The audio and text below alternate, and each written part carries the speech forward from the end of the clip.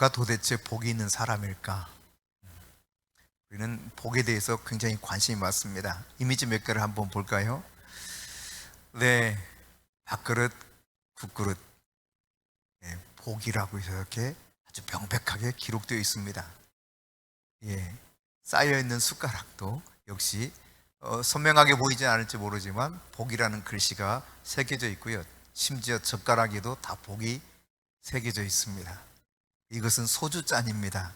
소주를 마셔도 복이 들어오기를 원했어요. 이런 그릇에도 오직 원하는 거 복, 한 상 가득 복도 차려져 있습니다. 한번 가득 차려져 있는 복을 볼까요? 네, 그래요. 이처럼 복으로 가득 찬 것이 먹거리들이었습니다. 상을 마주할 때마다 이 복자가 가득 기록되어 있는 사기 그릇도 그렇고 예전에는 스테인리스 그릇도 그랬어요. 복이 다 새겨져 있었습니다. 상에도요, 빙 둘러 복, 복, 복, 복, 복, 복, 복. 이불에도 복, 베개에도 복, 그냥 온통 옷에도 한복에는 복, 복, 복, 복 써 있었습니다. 얼마나 복을 원하는가 알 수 있죠. 그래요. 복을 원하는 것이 나쁜 것이 아닙니다. 하나님은 복을 주시기 원하시는 분이시고 내가 복의 근원이다 하셨어요. 복을 추구하는 것 자체가 전혀 잘못된 것은 아니지만 그러나 오늘날 이 복의 개념 속에 사람들은 내가 사업만 잘 되면 복 받았다 이렇게 생각해요. 자녀가 잘 되기만 하면 무조건 복 받았다. 야, 저 사람은 얼마나 복이 많길래 저런가. 늘 승진이 잘 되고 뭔가 뚜렷하게 결과물들이 있으면 복 받았다 그럽니다. 과정 소용없습니다. 수단 상관없습니다. 그저 잘 되기만 하면 되는 거예요. 이것이 일반적으로 가지고 있는 사람들의 복의 개념이죠. 여러분, 그러나 성경에서 말하는 복은 도덕성과 반드시 결부되어 있다는 사실이에요. 도덕성과 결부시키려고 하지 않는 것이 일반적인 세상 사람들의 복의 개념이라면 성경의 복은 도덕성, 인격, 성품 이거와 뗄래야 뗄 수 없는 관계라는 사실을 가르쳐주고 있습니다. 복을 누리기 원한다면 악을 버리지 않으면 안 된다. 이것이 성경의 가르침이에요. 악과 복을 동시에 누릴 수 없다는 것입니다. 그러나 세상은 그렇지 않죠. 어떻게 해서라도 내가 취하면 돼, 얻으면 돼, 높이 가면 돼, 명예와 권력을 거머쥐면 돼, 돈이 많아지면 돼, 상관없어. 수단, 방법, 과정 뭐 그딴 것이 뭐 그렇게 중요해 이렇게 생각하죠. 그러나 성경에서는 전혀 다른 이야기를 하고 있어요. 시편 1편 말씀은 악을 적극적으로 거부하고 하나님께서 주시는 복이 무엇인가를 우리에게 잘 가르쳐주고 있는 대표적인 말씀입니다. 그런데 사람들은요, 다른 사람에게 상처를 주든 말든 다른 사람이 그냥 다치든 말든 원칙이 깨지든 말든 상관없어요. 그냥 내가 돈 벌면 돼, 내가 명예가 있으면 돼, 내가 권력 위에 딱 올라가면 돼, 내 자식이 잘 되기만 하면 돼, 모든 방법 다 괜찮아. 그렇게 여기면서 내게 그것이 복이 된다 생각하는 것이 일반적인 풍조예요. 풍조. 이 세상 모습이죠. 그렇지만 하나님은 이 시편 1편의 말씀을 통해서 이와 같은 자들에 대해서 대단히 큰 경종을 울려주고 있다는 사실입니다. 복 있는 삶, 과연 그것이 무엇인가? 1절부터 3절 속에 복 있는 삶에 대해서 하나님 말씀하고 있어요. 자, 같이 다시 한번 1절부터 3절을 보겠습니다. 1절부터 3절을 같이 읽습니다. 복 있는 사람은 악인들의 꾀를 따르지 아니하며 죄인들의 길에 서지 아니하며 오만한 자들의 자리에 앉지 아니하고 오직 여호와 율법을 즐거워하여 그의 율법을 주야로 묵상하는도다. 그는 시냇가에 심은 나무가 철을 따라 열매를 맺으며 그 잎사귀가 마르지 아니한 같으니 그가 하는 모든 일이 다 형통하리로다. 아멘. 여러분, 복 있는 사람의 삶에 대해서 이와 같이 말하고 있는데 크게 세 가지로 정리해 볼 수 있습니다. 복 있는 사람은 불의를 단호하게 거부하는 삶을 산다는 이야기입니다. 그게 1절의 말씀이에요. 1절 보시면 복 있는 사람은 악인들의 꾀를 따르지 아니하며 죄인들의 길에 서지 아니하며 오만한 자의 자리에 앉지 아니하는도다. 그렇습니다, 여러분. 복된 삶은요, 악, 죄, 여기 노예가 되지 않는다는 겁니다. 이것으로부터 자유롭게 사는 삶이 복된 삶이라는 거예요. 선을 선택하고 악을 거부할 줄 아는 삶이 진짜 복된 삶, 정말 행복한 삶이라는 거예요. 이렇게 될 때 내가 하나님을 선택할 수 있게 돼요. 우상을 버리고. 내가 의를 내가 선택합니다. 불의 대신에 공의를 선택할 줄 알게 되는 거예요. 불의의 노예가 되면은 사실상 참된 자유를 다 상실해 버립니다. 성경이 말씀하는 복을 절대로 누릴 수가 없어요. 도리어 그 삶이 더 점점 악화되죠. 여러분, 불의를 단호하게 거부했던 사람의 삶에 대해서 성경에 나타난 가장 두드러진 예를 보면 요셉을 우리가 생각해 볼 수 있습니다. 여러분, 요셉은 노예로서 팔려가서 종노릇을 했습니다. 하지만 그가 지혜롭게 성실하게 잘 감당했기 때문에 주인의 눈에 쏙 들어왔어요. 그래서 주인이 자기 먹는 것 말고는 다 맡겨버렸습니다. 가정 총무가 됐습니다. 지배인이 된 거죠. 그런데 그렇게 일을 잘하는 요셉, 이 예전에 책에 기록된 그 내용에 보면요, 요셉이 너무 잘생겼대. 너무 잘생긴 거야.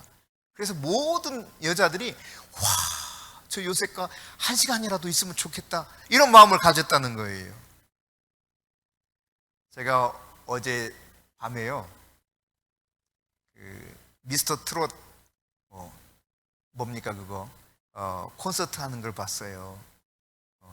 콘서트 하는 걸 잠깐 봤는데, 와, 거기 빽빽한 아주머니들이 너무 좋아하는 거야.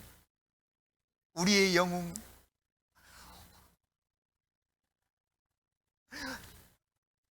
뭐 엄청 좋아하는 거예요. 막 자기가 그 응원하는, 자기가 좋아하는 사람들에 대한 표시를 복장으로 마스크에도 막 다 썼어요. 그러면서 얼마나 그렇게 좋아하는지.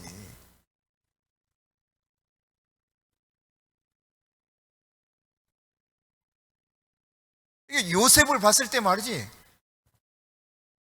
여자들이 뿅 갔대, 뿅.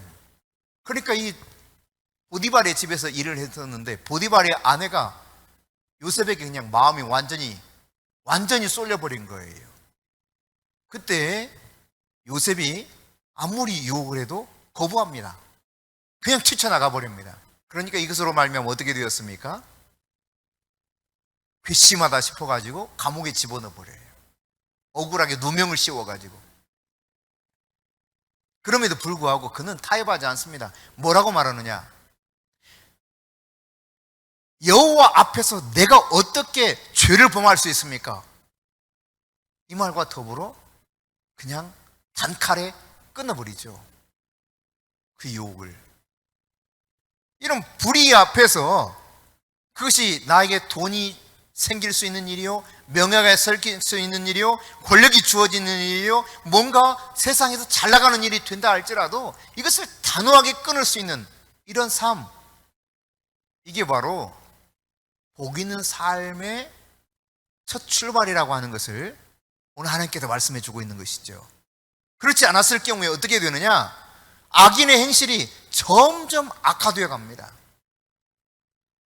악인의 행실에 대해서 1절 다시 한번 읽습니다. 읽을 때 여러분 글씨가 다른 색으로 표시되어 있는 걸 주목해서 한번 보십시오. 같이 읽습니다. 복 있는 사람은 악인들의 꾀를 따르지 아니하며 죄인들의 길에 서지 아니하며 오만한 자들의 자리에 앉지 아니하고. 꾀, 길, 자리, 이것은요 악한 사람들이 추구하는 그것을 말하고 있어요. 그들의 행실을 표현해 주고 있는 것이죠. 악한 꾀를 처음에는 은근슬쩍 남들 잘 모르니까 그냥 뭐 나도 모르게 그 악한 꾀를 따르기 시작해. 그러다가 거기서 멈추지 않습니다. 이제는 조금 대담해져 가지고 공공하게 그 악한 길에 딱 서 있어요. 어디 그뿐이겠습니까? 이제는 아예 딱 자리에 앉아서 버텨. 그러나 여러분, 복 있는 사람은 이 악인의 길을 철저히 거부한다는 거예요. 세상의 모든 재물, 명예를 준다 할지라도 도덕적으로 그것이 옳지 못하고 도덕적으로 내 인생 내리막길로 가는 것이라면 이것과 타협할 수 없다는 것이 바로 복 있는 사람의 첫 번째 특징이라는 것입니다. 하나님 그렇게 말씀하고 있어요. 사업가가 사업을 해도 이런 하나님의 진리에 따라서 경영해야 되는 것이죠. 정치가에게 왜 권력이 주어졌습니까? 성경은 말합니다. 그들에게 주어진 권력을 통해서 하나님의 뜻을 이 땅에 실현해 내라는 거예요. 공의롭게, 정의롭게 그 일을 감당하라는 것입니다. 공의가 무너지고 정의가 무너질 때 백성들은 탄식하게 되어 있습니다. 여러분, 교육자가 아이들을 교육할 때 어떻게 해주기를 바라고 있습니까? 사랑으로 바른 길을 제시해 주기를 원하고 있어요.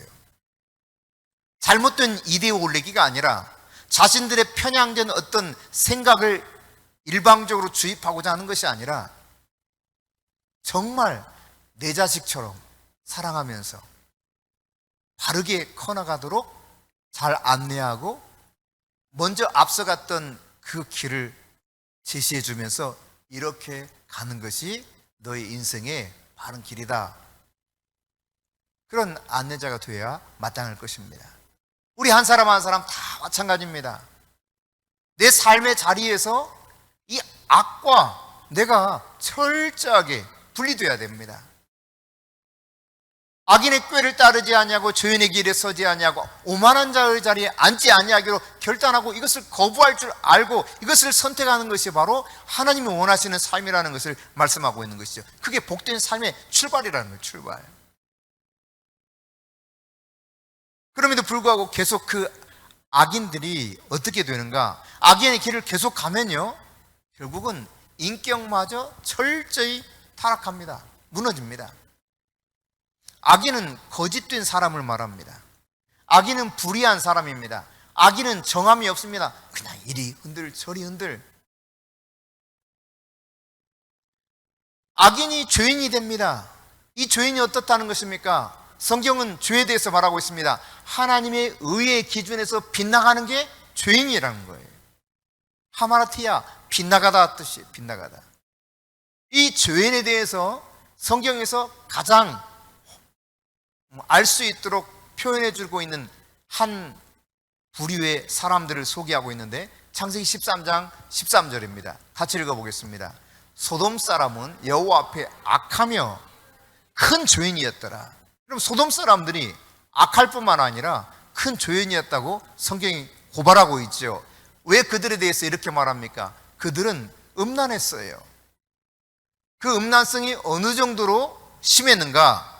성경에 보면 천사들이 찾아왔는데 그 마을에 남자들이 롯의 집에 와가지고 막 문을 두드리죠. 그들을 내놓으라고. 우리가 상관하겠다.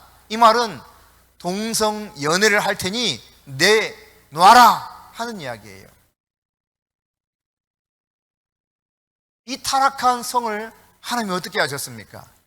돌이키지 않는 그들, 결국 불과 유황의 심판을 받을 수밖에 없었습니다. 도시가 사라져 버렸어요. 싹 불타서 사라져 버렸습니다. 그게 악인들의 모습이었죠. 죄인들의 모습이었습니다. 그런가 하면 오만한 자로 모습으로 점점 타락하는 거예요. 그러니까 공개적인 자리에서 악을 그냥 버젓이 행합니다. 아무렇지도 않게. 자기야 기준이 달라. 기준이. 잠언 21장 24절입니다. 함께 읽습니다. 무례하고 교만한 자를 이름하여 망령된 자라 하나니 이는 넘치는 교만으로 행함이니라. 넘치는 교만이 가득해. 이게 오만한 자야. 소위 커밍아웃 하는 것들을 아주 자연스럽게 생각할 정도죠. 그러니까 자기가 범하는 죄에 대해서 떳떳하다고 말합니다. 문제가 없다고 말합니다. 이게 바로 오만한 자, 오만한 자. 여러분, 아무리 좋은 집, 호화로운 생활을 하면서 돈을 펑펑 물 수도 있어도 전혀 부족감을 느끼지 못하는 그런 삶을 살아가는 사람일지라도요, 권력과 명예가 한 손에 다 있다 할지라도 그 인격이 악하고 습관적으로 죄를 범하고 또 교만이 넘쳐 흘려서 이 오만한 삶을 살게 될 때 성경은 말합니다. 그는 복이 전혀 없는 사람이다. 세상의 가치관으로 보면 행복한 삶이에요. 야, 저 정도면 진짜 행복하겠다. 부러울 것이 하나도 없겠다. 그러나 성경의 기준은 뭐라고 말하느냐? 가차 없는 심판밖에 없다는 거예요. 멸망의 길밖에 그에게 남은 것이 없다고 말합니다. 이것이 성경과 세상의 관점의 차이예요. 그런가 하면 여러분, 복 있는 사람의 삶이 뭐냐라고 했을 때 그 삶은 하나님의 뜻을 순종할 때 이게 복된 삶이구나, 이게 체험돼요. 2절 말씀 봅니다. 오직 여호와의 율법을 즐거워하여 그의 율법을 주야로 묵상하는도다. 여러분, 복 있는 사람은요, 여호와의 율법과 연관이 있다는 거예요. 왜 하나님께서 이 여호와의 율법과 복 있는 삶을 연결시켜서 지금 결부시켜서 말씀하실까? 여호와의 율법 그러면 무슨 생각이 떠올라요? 많은 사람들은 답답해, 막 나를 속박하는 것 같아. 너무 거추장스러워. 왜 꼭 그렇게 그 율법대로 살아야 돼? 나를 맨날 정죄하게만 하고, 이렇게 생각할 수 있습니다. 그러나 여호와의 율법은 사실상 하나님이 어떤 분인가 우리에게 계시해 주시는 거예요. 하나님이 이런 분이구나, 이걸 깨닫게 하는 게 여호와 하나님이 우리에게 주신 율법인 것입니다. 그 하나님을 알게 계시해 주실 뿐만 아니라 하나님께서 원하시는 그 삶을 어떻게 살아야 되는지 깨달아가게 만드는 것이 여호와의 율법이에요. 그러면 여러분, 우리가 여호와의 율법을 어떻게 즐겁게 순종할 수 있습니까? 먼저 성경은 말하고 있죠. 여호와의 율법을 즐거워하라. 즐거워하라. 그러니까 내 속사람이 하나님의 말씀을 막 기뻐하라는 거예요. 겉으로만 하는 척하지 말고 내 속에서부터 막 기뻐하라는 거예요. 마치 그 미스터 트롯에 나오던 탑7 사람들을 바라보면서 막 열렬히 좋아하는 것처럼, 뭐 난리 났어 그냥. 아줌마 할머니까지요, 난리 났어 그냥. 제가 그 모습을 보면서 참 저렇게, 그래, 좋지. 특히나 거기 관중에 한 99%라고 해야 될까요? 다 여자들하고. 너무 좋아하는 거야. 쏙 빠졌어 그냥. 그냥 손짓 하나 이렇게 하면 좋아가지고 어쩔 줄 몰라요. 눈빛만 줘도 막 그 화면이 잡혀. 어쩔 줄 몰라요. 여러분, 그렇게 여호와의 율법을 즐거워하라는 이야기입니다. 내 속사람이 막 너무 좋아서 어쩔 줄 몰라 하라는 이야기입니다. 그러면 여러분, 자연스럽게 그 율법 속에 계시된 하나님의 뜻을 순종하는 것이 얼마나 즐겁겠어요. 나아가서 여호와의 율법을 주야로 묵상하라고 했습니다. 이 묵상이라고 하는 것은 하가라고 하는 단어였습니다. 하가. 으르렁거리다 이런 뜻도 있지만 주된 뜻은 작은 소리로 읊조리다, 그런 뜻이에요. 그러니까 내가 작은 소리로 하나님의 말씀 율법을 계속 중얼중얼 읊조리는 거예요. 이게 묵상이에요. 주야로 이것을 묵상하라 그랬거든요. 그래서 이스라엘 백성들, 유대민족은 지금도 이 여호와의 말씀을 중얼중얼합니다. 복 있는 사람은 악인들의 꾀를 따르지 아니하며 죄인들의 길에 서지 아니하며 오만한 자의 자리에 앉지 아니하고 오직 여호와의 율법을 즐거워하여 그의 율법을 주야로 묵상하는도다. 여러분, 이스라엘에 가보면 이런 사람들을 쉽게 발견할 수 있어요.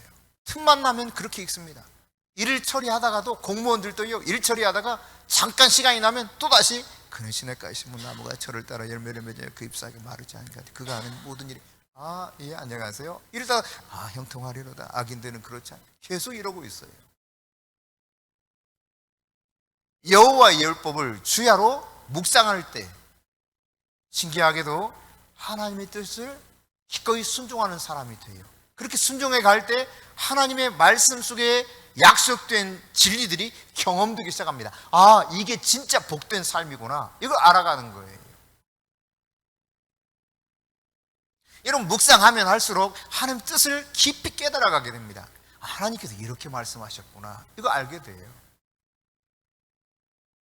그러면서 거기에 기록된 말씀 속에서 하나님을 만나면서 하나님과 사랑에 빠져. 하나님과 사랑에 빠져.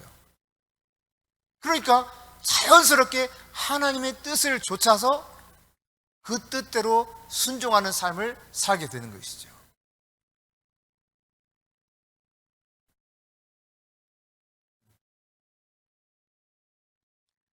여러분, 하나님의 뜻대로 사는 것이 즐거워요? 고달파요?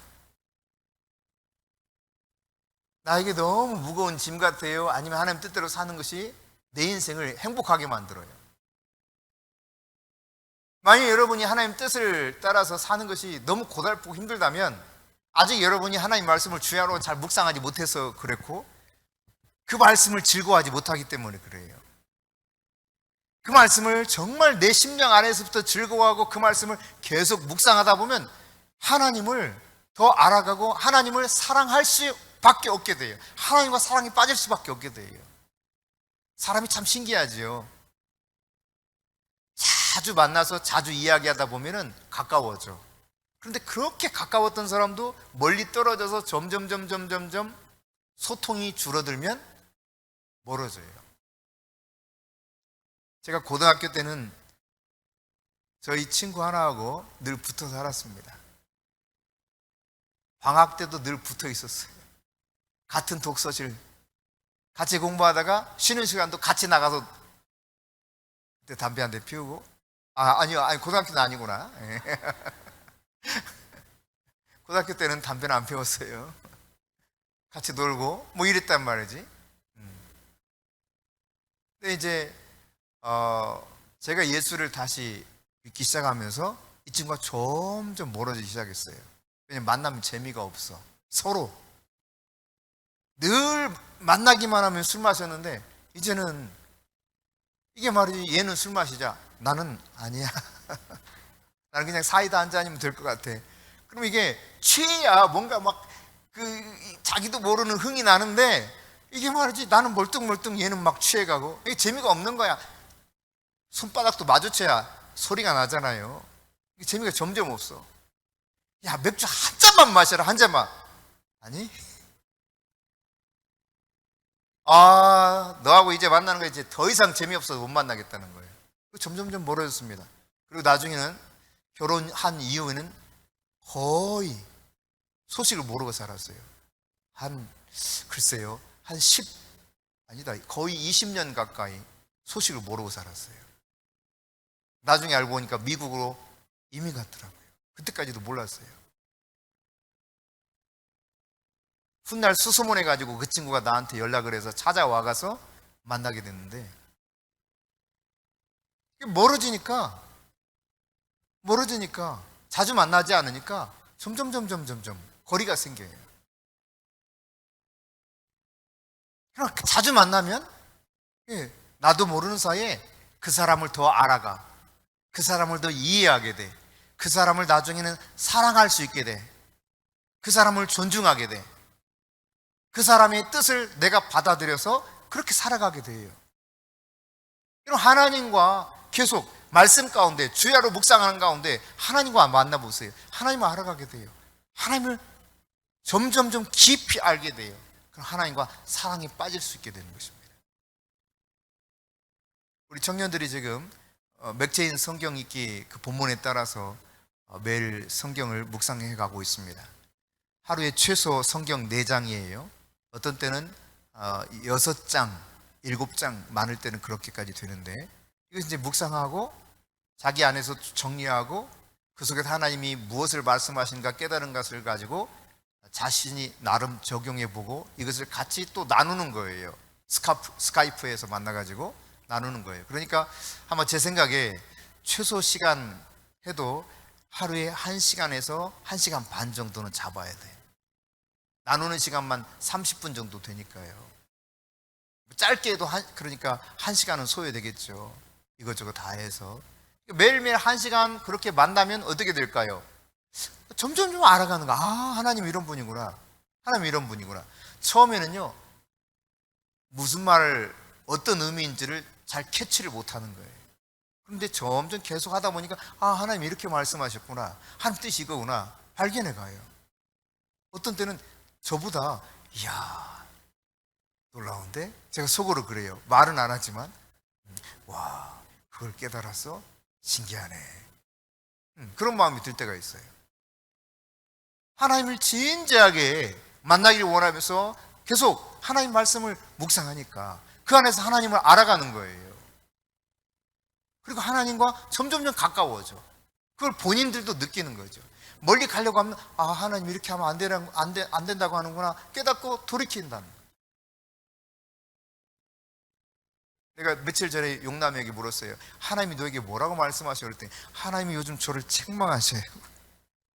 뭘 책망하는데? 내가 궁금해서 물었어요. 그랬더니 아, 회사에서 자기 좀 마음에 안 드는 사람이 있는데 그 사람 미워 죽겠는데 미워하지 말래요.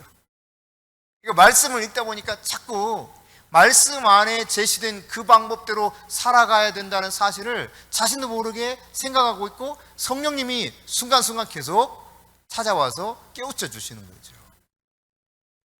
여호와의 율법을 주야로 묵상하다 보면 하나님의 뜻을 알 뿐만 아니라 이처럼 하나님의 말씀대로 살아가게 돼요. 그 안에서 변화가 일어나게 되는 것입니다. 여러분, 복 있는 사람의 삶은 어떤 것이냐? 세 번째로 3절입니다. 3절 같이 읽습니다. 그는 시냇가에 심은 나무가 철을 따라 열매를 맺으며 그 잎사귀가 마르지 아니한 같으니 그가 하는 모든 일이 다 형통하리로다. 아멘. 이거 다 형통한다는 거예요. 모든 일이. 이 말은 모든 일이 다 형통한다. 이 뜻은 구약학자 앤더슨이 뭐라고 이것을 해석했냐면 하나님이 의도하신 삶을 살게 된다. 이렇게 해석했어요. 우리가 형통한 삶이라는 거 하는 것은 하나님이 의도하신 삶입니다. 하나님께서 나에게 의도하신 삶에 대한 결실이 드디어 나타나기 시작해. 이게 복 있는 사람의 삶이에요. 와, 저 사람 보니까 하나님이 기뻐하시는 삶이 눈으로 드러나네. 열매가 보이네. 이렇게 인정할 수 있게 된다는 이야기입니다. 여러분, 사람은 누구든지요, 자기도 모르게 이 안에서 자연스럽게 드러나는 것들을 통해서 열매를 보여줍니다. 열매. 두 가지 열매가 있어요. 성경에서 보면 육체의 열매와 성령의 열매입니다. 먼저 육체의 열매를 보겠습니다. 갈라디아서 5장 19절부터 21절인데요. 함께 봅니다. 육체의 일은 분명하니 곧 음행과 더러운 것과 호색과 우상숭배와 주술과 원수 맺는 것과 분쟁과 시기와 분냄과 당지는 것과 분열함과 이단과 투기와 술취함과 방탕함과 또 그와 같은 것들이라. 전에 너에게 경계한 것 같이 경계하노니 이런 일을 하는 자들은 하나님 나라의 유업으로 받지 못할 것이요. 그렇습니다, 여러분. 이게 육체의 열매예요. 이런 육체의 열매 속에 살아가는 사람들은 하나님 나라를 절대 유업으로 받지 못한다. 이 말을 다르게 우리가 쉽게 표현하면 천국 들어갈 수 없다, 그 말입니다. 즉 지옥에 떨어진다는 이야기예요. 영원히 꺼지지 않는 그 불구덩이에서 영원토록 있어야 된다는 이야기입니다. 육체의 열매를 맺는 자들. 반면에 여러분, 성령의 열매를 맺는 모습을 소개하고 있죠. 이어서 나오는 말씀이에요. 갈라디아서 5장 22절부터 23절입니다. 같이 읽습니다. 오직 성령의 열매는 사랑과 희락과 화평과 오래 참음과 자비와 양선과 충성과 온유와 절제니 이 같은 것을 금지할 법이 없느니라. 아멘. 여러분, 성령의 열매와 육체의 열매는 너무 이렇게 차이가 나는 거예요. 사람에게서는 자연스럽게 나타나요, 이 두 종류 열매가. 만일 세상이 나의 공급원이 되면은 세상에서 이런 육체의 열매를 맺게 되어 있습니다. 세상의 신이 마귀이기 때문에 그래요. 이 세상 신, 이 세상의 임금이라고 마귀를 예수님께서 표현하고 있지 않습니까? 이 세상은 지금 마귀가 장악하고 있어요. 마귀의 손아귀에 있습니다. 그러므로 세상이 나의 공급원이 되면 세상 안에서 이런 육체의 열매를 맺게 되고 결국은 하나님 나라를 위협으로 받을 수 없게 되는 것입니다. 반면에 하나님이 나의 공급원이 되는 사람은 하나님이 주시는 그 성령의 은혜에 따라서 성령의 열매를 맺어가요. 사랑과 희락과 화평과 오래 참음과 자비와 영성과 충성과 온유의 절제의 열매들을 맺어가는데 이 열매가 어떻게 맺느냐? 오늘 본문에 보면은 철 따라서 열매를 맺는다 그랬습니다. 시절을 쫓아 열매를 맺어요. 에스겔서 47장에 보면 매 달마다 열매가 맺는다는 거예요. 그러니까 우리는 과일 열매 열면 딱 한 번 열잖아요. 그런데 성경은 말합니다. 성령의 열매는 철 따라 맺는다. 심지어 달마다 새로운 열매가 맺는다는 거예요.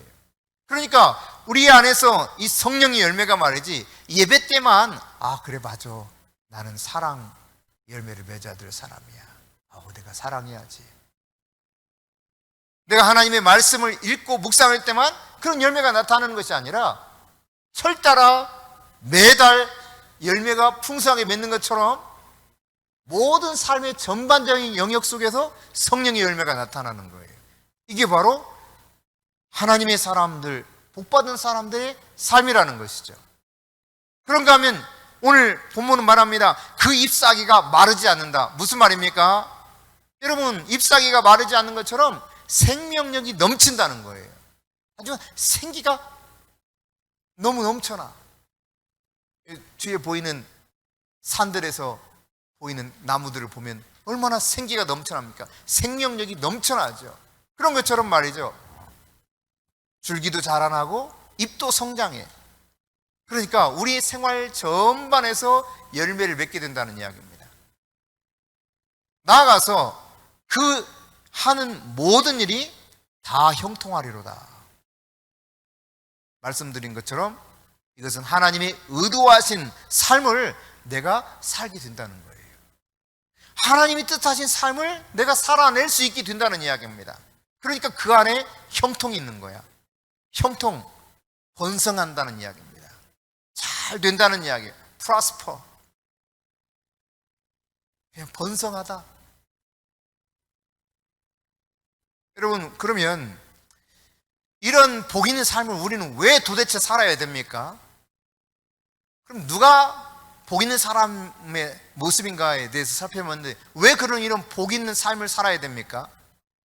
그게 4절부터 6절에 기록되어 있어요. 같이 읽습니다. 악인들은 그렇지 아니하며 오직 바람이 나는 겨와 같도다. 그러므로 악인들은 심판을 견디지 못하며 죄인들이 의인들의 모임에 들지 못하리로다. 무릇 의인들의 길은 여호와께서 인정하시나 악인들의 길은 망하리로다. 바로 이것 때문에 그런 것인데요. 먼저 4절에 나타나고 있는 것처럼 복되지 못한 사람의 삶은 겨와 같기 때문에 그렇다는 거예요. 겨. 여러분 겨를 아십니까? 겨는 알곡 대신 쭉정이를 말하는 거예요. 이 겨는요 껍데기는 똑같습니다. 알곡과 똑같아요. 그런데 껍데기 뿐이에요. 그러니까 무가치할 수밖에 없죠. 가치가 없어요. 그거는. 그런가 하면 이 껍데기를 까보세요. 알맹이가 없어요. 텅 비었어요. 제가 이 겨, 쭉정이 이로 이렇게 어렸을 때 까본 적이 있거든요. 똑같아요. 모양은. 까보면 아무것도 없어. 야, 그게 쓸데없는 거야. 버려. 저희 할머니 그러시는데 궁금해가지고 까보면 없어. 쭉정이는 없어요. 그러니까 바람에 막 날려갑니다. 바람에 따라서 좌우돼. 영구성이 없어요. 그 바람에 날린 쭉정이를 가서 한번 이렇게 뜯어보면은 아무것도 없는 허무맹랑한 거야. 허무해. 겉은 그럴싸한데 텅 비어 있어요. 이게 바로 겨요. 이 겨와 같은 인생이 복이 없는 사람의 모습이라는 거예요. 수단 방법을 가리지 않고 그냥 악, 죄, 오만의 자리에 마음껏 들락날락 하는 사람들의 삶의 모습은 이 겨 같다는 거예요. 겨. 가치가 전혀 없어. 그것은 허무해. 영원한 존재가 못 돼요. 날아가 버려요. 바람에 따라서. 여러분, 가치 없는 것이기 때문에 어떻게 합니까? 주인이 그것을 꼭 보관합니까? 아주 소중하게 그것을 간직합니까? 그렇지 않습니다. 이 견은 무가치하기 때문에 그냥 버립니다. 기껏해봤자 불구덩이 들어가요. 불구덩이. 저희가 계산동에 살다가 이쪽 검단 쪽으로 이사를 했는데, 계산동 그 조그마한 집에 살았는데 차곡차곡 잘 쌓아놨었나 봐요. 그래가지고 이사하면서 짐을 정리하고 이사를 하는데 버리는 게 1톤 트럭으로 한 대 반 분량 버렸어요. 다시 여기 이쪽에 아이파크 살다가 다시 또 옮길 때 그때 또 상당히 많이 버렸습니다. 왜 버립니까? 가치가 없기 때문에, 쓸데없기 때문에. 여러분, 가치 있는 것이라면 그 보관하겠죠.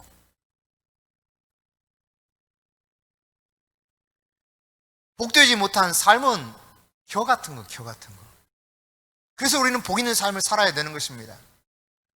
왜 복 있는 삶을 살아야 되느냐? 두 번째 이유는 5절과 6절에 나타나 있어요. 복되지 못한 삶은 결국 망하기 때문에 그렇습니다. 망해요, 망해요. 이 악인들은 심판을 견딜 수가 없습니다. 의인들의 모임에 들어올 수도 없습니다. 의인들의 모임으로부터 점점 분리되어 가고 있는 거예요. 지금도 현재 진행되고 있어요. 그리고 결국은 어떻게 됩니까? 마지막 6절 끝부분에 나온 것처럼 악인들의 길은 끝이 망하는 거예요. 멸망이에요, 멸망. 그러므로 여러분, 이 복되지 못한 삶에서 벗어나서 악인의 꾀를 따르거나 죄인의 길에 서거나 오만한 자의 자리에 앉지 아니하면서 하나님이 원하시는 그 복된 길을 내가 선택해야 되는 것입니다. 그 복 있는 삶이 무엇이라 그랬습니까? 악인들의 불의한 방법을 다 철저하게 거부하고, 그리고 내가 하나님의 뜻을 순종해 가는 거예요. 여호와 율법을 즐거워하면서 그 율법을 주야로 묵상하는 가운데 그 말씀대로 살아가는 것입니다. 그 속에서 하나님이 내게 주시는 은혜와 복이 무엇인가를 깨달아가요. 참 놀라운 것입니다. 이것은 경험해 본 사람이 알 수 있어요.